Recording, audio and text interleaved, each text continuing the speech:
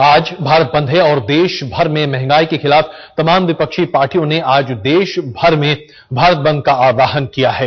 इसके साथ साथ बीजेपी और तमाम अन्य पार्टियां जो कि वामपंथी दल और समाजवादी पार्टी के साथ साथ डीएमके ने भी रिटेल सेक्टर में एफडीआई के खिलाफ भी आज भारत बंद का आह्वान किया है। देश के कई हिस्सों में इसका असर देखने को मिल रहा है।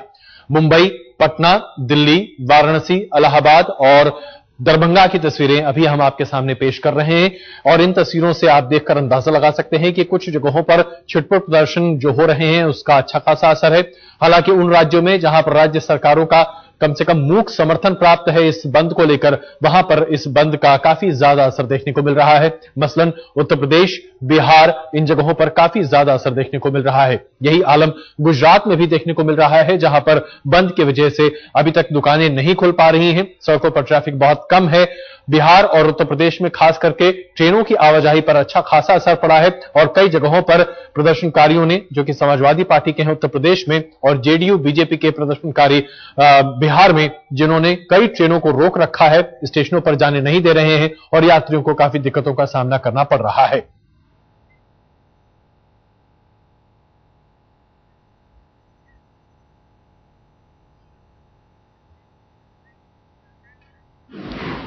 और मेरे चार सहयोगी इस वक्त हमारे साथ मौजूद हैं जो पल पल की जानकारी आपके सामने देते रहेंगे। कोलकाता में मनोज्ञा लोईवाल हमारे साथ हैं, हमारे साथ मौजूद हैं धीरेन्द्र पुंडीर, अमिताभ सिन्हा और हम आपके मुंबई में ले चलेंगे जहां वीरेंद्र सिंह गुनावत भी हमारे साथ मौजूद रहेंगे।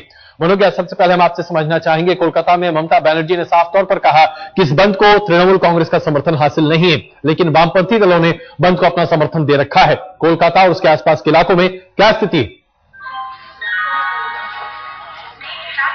तो बंद का पूरी तरह जनजीवन पर असर पड़ा है, पूरी तरह जनजीवन ठप हो चुका है। अगर मैं बात करूं पश्चिम बंगाल में जितनी सरकारी बसें सिर्फ वो ही चल रही हैं, जो बाकी, मैं इस समय हावड़ा स्टेशन पर हूं, आप देख सकते हैं ये टैक्सी स्टैंड है, टैक्सी बूथ है, लेकिन यहाँ पर लोगों की संख्या बहुत कम है और टैक्सियों की संख्या तो बिल्कुल भी नहीं है। आपको भी, हमारे साथ कुछ लोग हैं, आपको एयरपोर्ट जाना था, आप कैसे जा पाएंगे? मैम अब समझ में नहीं आ रहा है अपन कैसे जाएं, आने जाने की सुविधा सब ठप है, बहुत ज्यादा परेशानी हो रही है जाने में, समझ में कुछ नहीं आ रहा है अब कैसे जाएंगे एयरपोर्ट। ना तो बस है और ना ही टैक्सी है, जो कुछ एक सरकारी बसेस हैं वो भी यहाँ पर मॉनिटरिंग के जरिए चलाई जा रही हैं। ट्रेन बहुत ज्यादा डिलेड है, खासतौर से आसनसोल और खड़गपुर रूट पर तो ट्रेन की आवाजाही पूरी तरह बाधित है। हालांकि रेलवे अधिकारी कोई भी इस बात की पुष्टि नहीं कर रहा है कि कोई भी ट्रेन अभी तक कैंसिल है, लेकिन डिले एक के बाद एक होती चली जा रही है। कुछ एक जगह क्लैशेस भी रिपोर्ट किए गए हैं, खासतौर से भारतीय जनता पार्टी और टीएमसी सपोर्टर्स में हावड़ा में कुछ देर पहले अनबन हुई थी और झड़प हुई थी। जी, और आइए अब देखते हैं मुंबई में क्या आलम है। वीरेंद्र, अगर हम मुंबई की बात करें तो आपने पहले भी कहा कि मुंबई में बहुत ज्यादा असर देखने को नहीं मिलेगा, शिवसेना और एमएनएस का यहां पर समर्थन ऐसे भी हासिल नहीं है, लेकिन अब 10 बज चुके हैं, अब तो जाहिर सी बात है दिन चढ़ चुका है, क्या देख पा रहे हैं आप? बिल्कुल अजय, दिन चढ़ चुका है, लोग अपने घर से बाहर निकल चुके हैं और सब अपने दफ्तर की ओर बढ़ रहे हैं। पहली तस्वीर में दिखाना चाहूंगा ट्रैफिक का मुंबई का।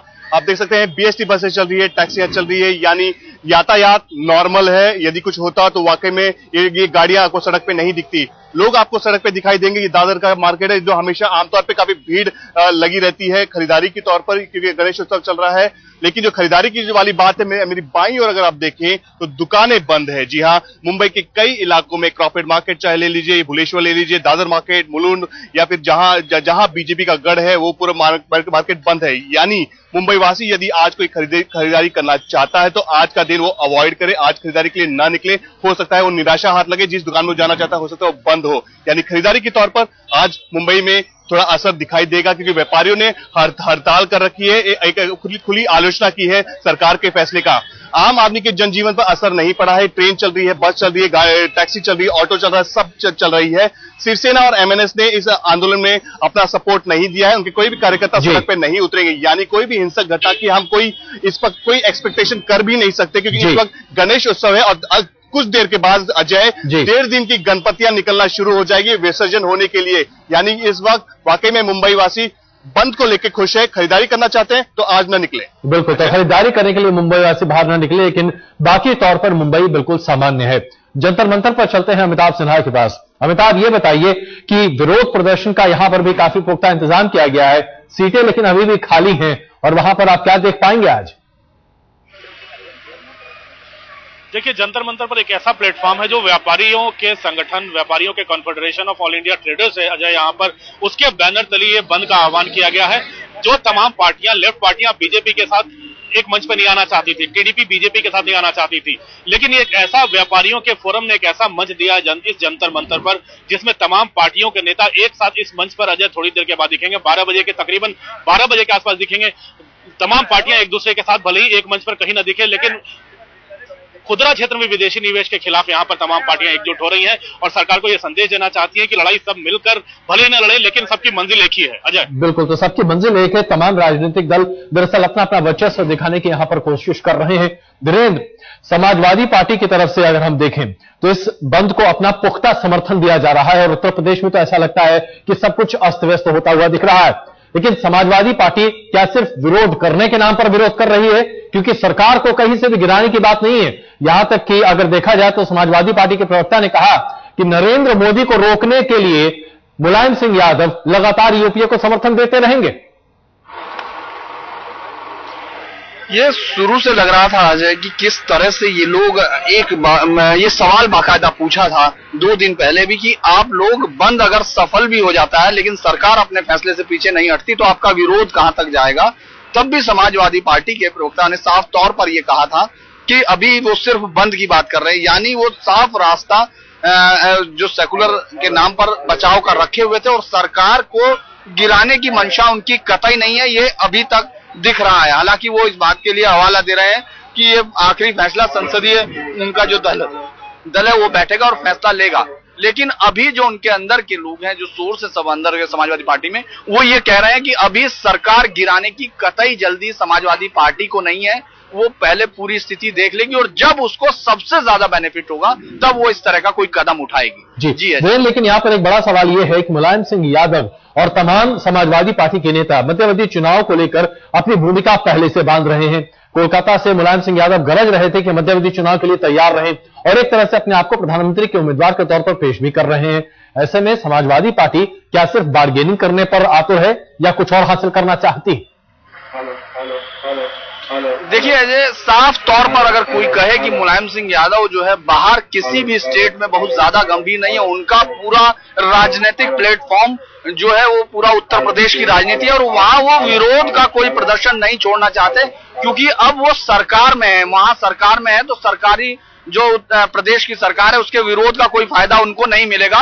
तो इसीलिए वो केंद्र सरकार के विरोध में लगातार बयान देंगे, लेकिन केंद्र में अभी वो सरकार को गिराएंगे नहीं। अपने लिए जो फायदा हो सकता है, चाहे वो स्टेट के लिए पैकेज हो या दूसरा, वो तमाम फायदे उठाएंगे। बिल्कुल मनोज, एक छोटा सा जवाब हम आपसे चाहेंगे, तृणमूल कांग्रेस से आज कुछ सुनने को मिल सकता है?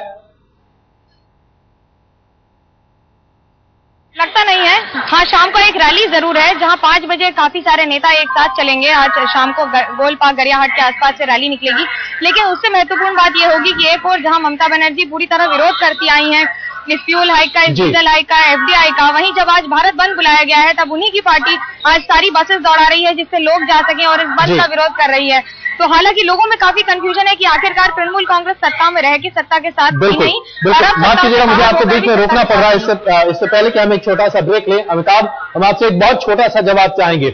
नरेंद्र मोदी को रोकने के लिए समाजवादी पार्टी समर्थन देने को तैयार है, बीजेपी क्या इसके लिए पूरी तरीके से तैयार है? देखिए, बीजेपी ने अब तक फैसला नहीं किया आ जाएगी कौन होगा। अभी तक जो संकेत मिल रहे हैं वो साझा नेतृत्व में चुनाव होंगे और ऐसी कोई ऐसा रिस्क जोखिम नहीं उठाना चाहेगी बीजेपी की चुनाव के पहले ही विघटन हो जाए एनडीए का और एनडीए के साथ आने वाले दलों का। इसलिए मुझे नहीं लगता है कि बीजेपी ऐसा कोई रिस्क लेगी। जहां तक मुलायम सिंह यादव की बात है, सीधे सीधे एक बात कही जा सकती है, वो सियासत को समझ रहे हैं, सियासत को पकड़ रहे हैं और ये समझ रहे हैं कि कांग्रेस के साथ चलने में भलाई है, लेकिन ममता ने उन पर काफी दबाव बढ़ा दिया, तो दबाव अभी मुलायम के ऊपर है, इसलिए ऐसे बयान उनके पास से आ रहे हैं। पूरे बिहार में बीजेपी और जेडीयू के कार्यकर्ता निकल पड़े हैं सड़कों पर और ऐसे में बीजेपी के वरिष्ठ नेता रविशंकर प्रसाद निकल पड़े हैं सड़कों पर, साइकिल चला रहे हैं, डीजल की बढ़ी हुई कीमतों का विरोध कर रहे हैं और वहां पर अपनी कंस्टिट्यूएंसी को एक तरह से एड्रेस तो कर ही रहे हैं, साथ ही साथ ये जताने की कोशिश भी कर रहे हैं कि किस तरीके से महंगाई के खिलाफ बीजेपी ने हल्ला बोल कर रखा है। और ये आप देख रहे हैं तस्वीरें रविशंकर प्रसाद जो कि कम से कम दिल्ली की सड़कों पर गाड़ियों के अलावा कहीं और दिखाई नहीं देते, पटना की सड़कों पर फिलहाल साइकिल पर बैठे हुए टेलीविजन कैमरों के सामने जरूर दिखाई दे रहे हैं।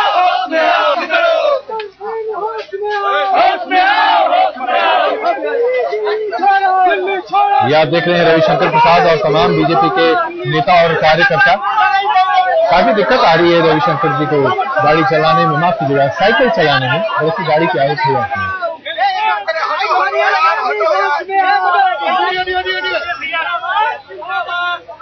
अरे दूर से बनाना।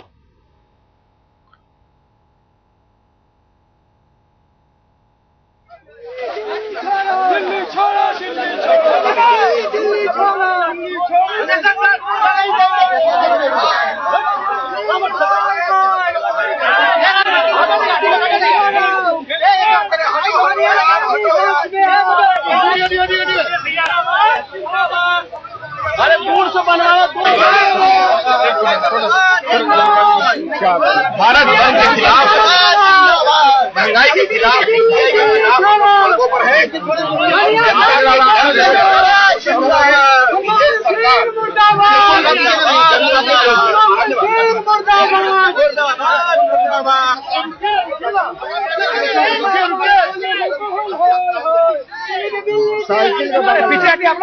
ये आप तस्वीरें देख रहे हैं बिहार में रविशंकर प्रसाद और बीजेपी के तमाम नेता वहां पर सड़कों पर हैं। डीजल की बढ़ी हुई कीमतें, बढ़ती हुई महंगाई, इन तमाम मुद्दों को लेकर सड़क पर बीजेपी के नेता निकले हुए हैं। पटना की सड़कों पर रविशंकर प्रसाद साइकिल चलाकर अपना विरोध दर्ज करने की कोशिश कर रहे हैं।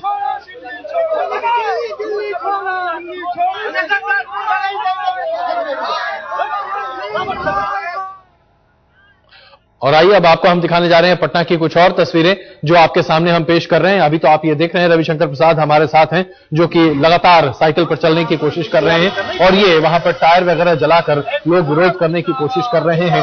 सड़क पर आग जलाकर लोगों के यात्रा में और लोगों के आने जाने में काफी दिक्कतें पैदा कर रहे हैं। बिहार में बंद का अच्छा खासा असर दिखाई दे रहा है क्योंकि CPI-ML, JDU और बीजेपी इन तीनों राजनीतिक दलों ने पूरे बिहार में चक्का जाम और बंद करने की बात कही है, और CPI-ML के कार्यकर्ता कई जगहों पर ऐसा करते हुए दिखाई भी दे रहे हैं। दो तस्वीरें आपके स्क्रीन पर जिसे आप देख रहे हैं, एक तरफ बीजेपी का प्रदर्शन, दूसरी तरफ CPI-ML का प्रदर्शन।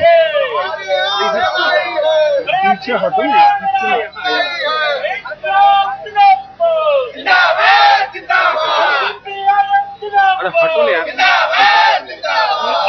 ले, बस नीचे। ये भारत सरकार निकम्मा पनी करे तो फिर तो नहीं, इससे और बड़ा आंदोलन की तैयारी करनी पड़ेगी। इनकलाब जिंदाबाद, जिंदाबाद, जिंदाबाद, इनकलाब जिंदाबाद, जिंदाबाद। और आइए अब बात करते हैं गाजियाबाद की, जहां पर विरोध अच्छा खासा दिखाई दे रहा है। यहां पर भी भारतीय जनता पार्टी के कार्यकर्ता सड़कों पर निकले हुए हैं। गाजियाबाद में भारतीय जनता पार्टी के साथ साथ समाजवादी पार्टी के कार्यकर्ता भी निकले हुए हैं सड़कों पर और विरोध करते हुए दिखाई दे रहे हैं। पोस्टर, बैनर और तख्तियों के साथ तमाम कार्यकर्ता भारतीय जनता पार्टी के बाहर निकले हुए हैं, जो अभी आप अपनी स्क्रीन पर तस्वीरें देख रहे हैं। गाजियाबाद में भी बंद का अच्छा खासा असर देखने को मिल रहा है। 10 बजे के बाद कई जगहों से बंद की तस्वीरें अब ज्यादा आती हुई दिखाई दे रही हैं, खास करके उत्तर प्रदेश और बिहार में बंद का असर काफी ज्यादा दिखाई दे रहा है। अगर हम पश्चिम बंगाल की बात करें, मुंबई की बात करें, कर्नाटक की बात करें तो वहां बंद का उतना ज्यादा प्रभाव नहीं है। महाराष्ट्र में भी बंद का प्रभाव बिल्कुल कम दिखाई दे रहा है, लेकिन हाँ, कर्नाटक में थोड़ा बहुत ज्यादा अब दिखना शुरू हो गया है, और बिहार और उत्तर प्रदेश में बंद का अच्छा खासा एक तरह से असर देखने को मिल रहा है।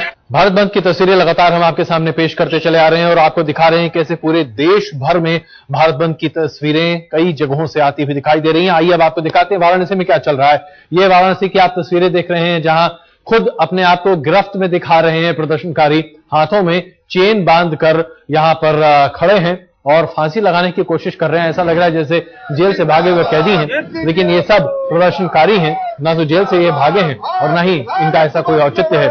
समाजवादी पार्टी के कार्यकर्ता हैं और ये तमाम लोग FDI को शैतान की शक्ल में दिखा रहे हैं। संदेश ये देने की कोशिश कर रहे हैं कि FDI लोगों के रोजगार और कारोबार को निगल जाएगा और आम आदमी के जीवन को काफी मुश्किल में डाल देगा। हालांकि अर्थशास्त्री इन तमाम दलीलों को बिल्कुल सिरे से ही खारिज कर देते हैं, लेकिन आज समाजवादी पार्टी के तमाम कार्यकर्ता ये ऐसा प्रदर्शन करते हुए दिखाई दे रहे हैं।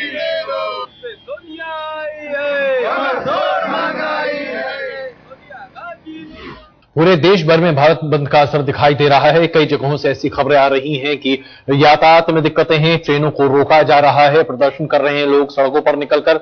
उत्तर प्रदेश और बिहार में बंद का अच्छा खासा असर देखने को मिल रहा है, जहां ट्रेनों की आवाजाही अच्छी खासी बाधित हुई है। और ऐसे में पश्चिम बंगाल में हालांकि उतना असर नहीं है। ममता बनर्जी ने पहले ही कह दिया था कि इस बंद को अपना समर्थन नहीं दे रही है। तमिलनाडु में डीएमके बंद पर आमदा है, लेकिन तमिलनाडु में इस तरह की अभी खबरें नहीं आ रही हैं। ये आप तस्वीरें देख रहे हैं दिल्ली की, जहां बीजेपी अपने पूरे दमखम के साथ प्रदर्शन करने पर उतारू है। चांदनी चौक और विकास मार्ग, दो जगहों पर बीजेपी के कार्यकर्ता जिस तरीके से बंद को अंजाम देने की कोशिश कर रहे हैं, उनकी तस्वीरें अभी हम आपके सामने पेश कर रहे हैं।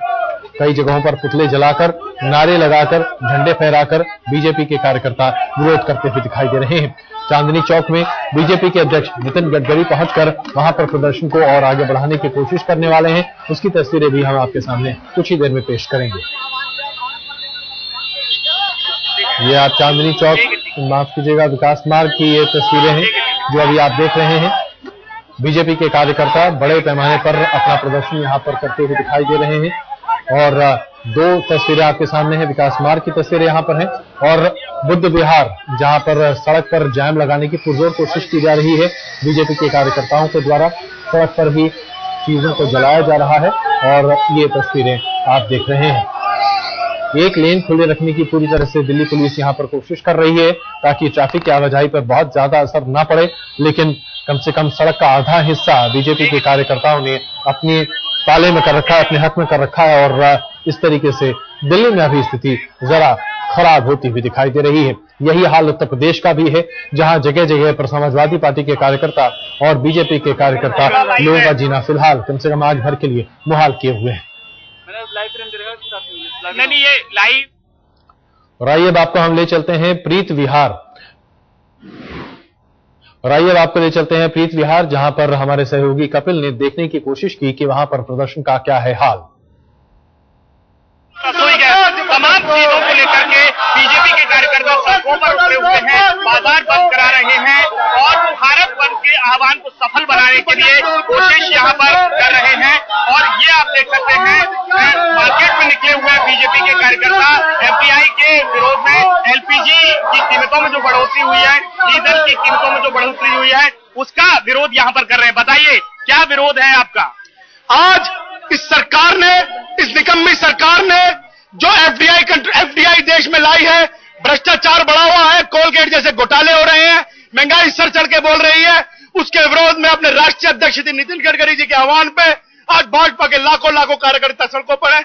व्यापारी वर्ग हमारे साथ है, आप देखिए एक भी दुकान नहीं खुली और व्यापारी नेता हमारे साथ चल रहे हैं। चलिए, तो व्यापारियों ने भी इस बंद को समर्थन दिया है। ये आप देख सकते हैं तमाम जो दुकानें हैं वो यहाँ पर बंद हैं और जो व्यापारी हैं, व्यापारी संगठन हैं, उन्होंने इस बंद को समर्थन दिया है। साथ ही तमाम विपक्षी पार्टियां हैं, उन्होंने इस बंद को अपना समर्थन दिया है और उसी को कामयाब बनाने के लिए कार्यकर्ता, जो बीजेपी के कार्यकर्ता हैं, वो भी सड़कों पर उतर आए हैं।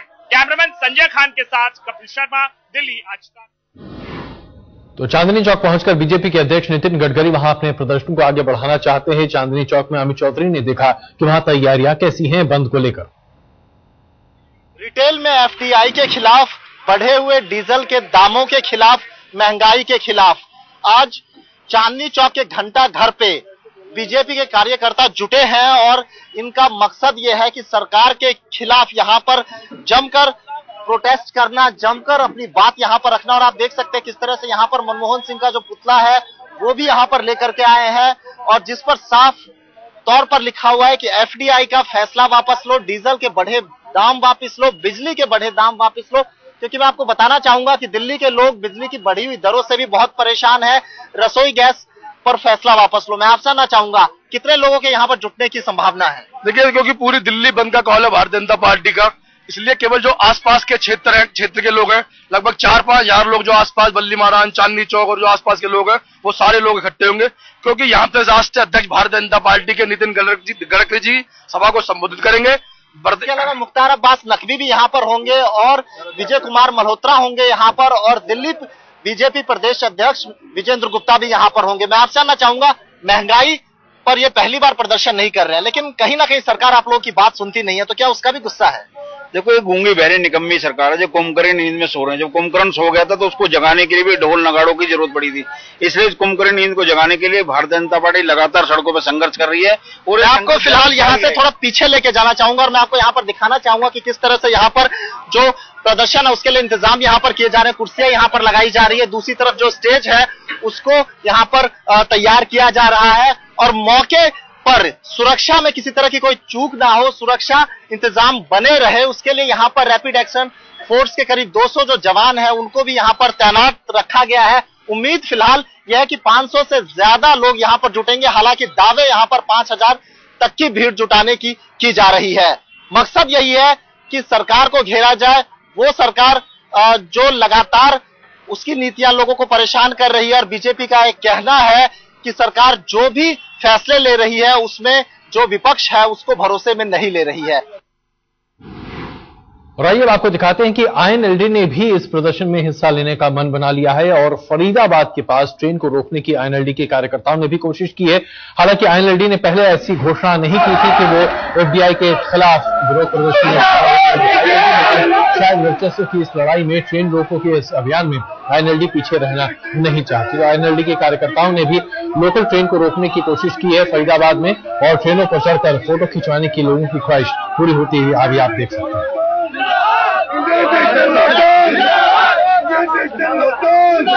लोकल ट्रेनों को फरीदाबाद में भी रोकने की कोशिश कर रहे हैं आईएनएलडी के कार्यकर्ता। हालांकि खुद अगर सिविल एविएशन में एफडीआई के बारे में बात की जाए तो उसका समर्थन करते हुए दिखाई दिए थे आईएनएलडी के नेता अजीत सिंह और रिटेल में एफडीआई को लेकर भी, विदेशी निवेश को लेकर भी अजीत सिंह को कोई परहेज नहीं है। लेकिन आईएनएलडी के कार्यकर्ताओं ने फरीदाबाद में ये प्रदर्शन किया है। आईएनएलडी ने पहले से इसे घोषित नहीं किया था कि वो विरोध में शामिल होगी क्योंकि सरकार में शामिल है आईएनएलडी।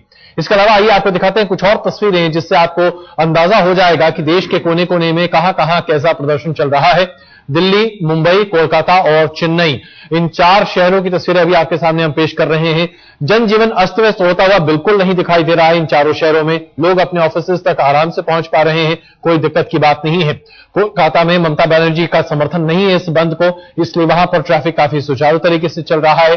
चेन्नई में हालांकि डीएमके ने प्रदर्शन करने की बात कही है लेकिन वहां पर भी बहुत ज्यादा असर बंद का नहीं होता हुआ दिखाई दे रहा। मुंबई में भी ऐसा नहीं है और दिल्ली में भी कुछ छिटपुट हिंसक वारदातों को छोड़कर ज्यादा और कुछ नहीं दिखाई दे रहा।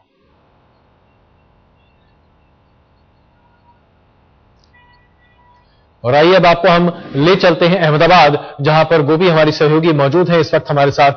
गोपी, ये बताइए कि अहमदाबाद में सड़कों पर बीजेपी के कार्यकर्ता जब तक नहीं निकलते हैं आमतौर पर बंद का असर बहुत ज्यादा देखने को नहीं मिलता, तो क्या बीजेपी के कार्यकर्ता अब सड़कों पर निकलते हुए दिखाई दे रहे हैं? क्या वहां पर बंद का असर अब दिख रहा है? जी बिल्कुल अजय, यहाँ पे आप अहमदाबाद में देख सकते हैं कि ये मणिनगर मुख्यमंत्री नरेंद्र मोदी की कॉन्स्टिट्यूंसी है और यहाँ पे जो बीजेपी के कार्यकर्ता है वो सड़कों पर उतर आए हैं। हाथों में सिलेंडर, गैस के जो सिलेंडर है वो लेकर आए हुए हैं, साथ ही बैनर्स है उनके साथ। और जो स्मृति ईरानी है महिला मोर्चा की, वो भी यहाँ पे पहुंचेगी कुछ ही देर में। सबसे अहम अजय हम बता दें तो ये लोग जबरदस्ती बस को खाली करवा रहे हैं, जो पैसेंजर है उसको नीचे उतार देते हैं। साथ ही जो बीजेपी के वर्कर्स है वो बस पे बैठ रहे हैं। कई लोगों से हमारी बात हुई, लोगों का कहना है कि उन्हें काफी मुश्किलें हो रही है, काफी दिक्कतों का सामना करना पड़ रहा है क्योंकि मणिनगर जो मेन स्टेशन है यहाँ से कनेक्टिविटी मिलती है उन्हें अहमदाबाद के दूसरे इलाकों में जाने के लिए। वैसे में यहीं पे अगर बस को रोक दिया गया तो वो लोग ना ही अपने ऑफिस पे जा पाएंगे, ना ही किसी काम के लिए बाहर निकल पाएंगे। तो वैसे में आप देख सकते हैं इस वक्त आपके सामने विजुअल्स है कि किस तरीके से एक बस को रोक दिया गया है। लगातार सुबह से करीब 9:30 बजे से जब से बीजेपी वर्कर्स यहाँ पे सड़कों पर उतरे हैं, लगातार वो इसी तरीके से बस को रोक रहे हैं। जो पैसेंजर अंदर बैठे हुए हैं उनको नीचे उतार दे रहे हैं और फिर बस को यहाँ से जाने दे रहे हैं। तो सीधे तौर पर अगर हम बात करें लॉ एंड ऑर्डर की भी बात करें तो पुलिस यहाँ पे मौजूद है, लेकिन पुलिस जो बीजेपी वर्कर्स है उन्हें बस को खाली करवाने से नहीं रोक रही और जो पब्लिक है वो बेचारी डर के मारे बस से नीचे उतर रही है। बिल्कुल, तो ये जो अफरा तफरी एक तरह से वहां पर मची हुई है, ये बीजेपी के कार्यकर्ता कर रहे हैं और आम आदमियों को काफी दिक्कतों का सामना करना पड़ रहा है। क्या कोई भी व्यक्ति विरोध करता हुआ भी दिख रहा है कि भाई आपको बंद करना है, आप बंद कीजिए, हमारी यात्रा को क्यों रोकने की कोशिश कर रहे हैं? जी बिल्कुल, यहाँ पे आम लोग हैं वो लगातार ये कह रहे हैं। एक महिला से हमारी बात हुई थी जो रेलवे में काम करती है, केंद्र सरकार, वो एम्प्लॉय है, सरकारी कर्मचारी थी, और उसने ये कहा कि अब मैं कैसे अपनी ऑफिस पे जाऊंगी, अगर ऑफिस पे नहीं गई तो आज इमरजेंसी ड्यूटी लगाई गई है, वैसे में मेरी नौकरी चली जाएगी। तो साफ तौर पर अगर वो महिला इन लोगों के सामने बोलती भी है तो उन्हें सुनने वाला कोई नहीं है, ना ही पुलिस उन्हें कुछ कहती है, ना ही कुछ करती है। अजय, मैं आपको बता दूं, स्मृति ईरानी जो है वो यहाँ पे पहुंच चुकी है। आज जो बंद है मणिनगर में, काफी मिला जुला असर देखने मिल रहा है। वैसे में स्मृति ईरानी यहाँ पे पहुंची है और वो अब खुद लोगों के सामने जाएगी और जो दुकानें खुली हुई है उसे बंद करवाएगी। अजय, बिल्कुल गोपी, धन्यवाद इस जानकारी के लिए। तो अहमदाबाद में एक जबरदस्त तरीके से प्रदर्शन करने की कोशिश की जा रही है और बीजेपी के कार्यकर्ता वहां लोगों को चलती बसों से उतारकर बसों को खाली करवा रहे हैं। इस बीच हमारे सहयोगी अशोक सिंघल ने समाजवादी पार्टी के नेता से बात की। समाजवादी पार्टी ने साफ तौर पर कल ही एक संकेत दे दिया था कि नरेंद्र मोदी को रोकने के लिए और नरेंद्र मोदी राष्ट्रीय स्तर पर ना आ जाएं, इसे रोकने के लिए यूपीए को अपना समर्थन देती रहेगी। ऐसे में अशोक सिंघल ने बात की रामगोपाल यादव से और उनसे बात कर ये समझने की कोशिश की कि समाजवादी पार्टी दरअसल करना क्या चाहती है।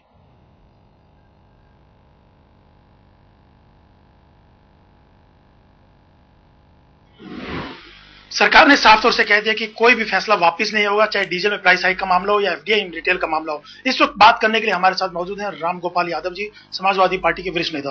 रामगोपाल जी, सरकार साफ तौर से कह रही है कि कोई फैसला वापस नहीं होगा, आर्थिक सुधारों की ओर हम बढ़ रहे हैं, तो समाजवादी पार्टी क्या समर्थन जारी रखेगी बाहर से या भीतर आ सकती है? क्या स्ट्रेटेजी रहेगी? सरकार की किसी बात पर हम यकीन नहीं करते।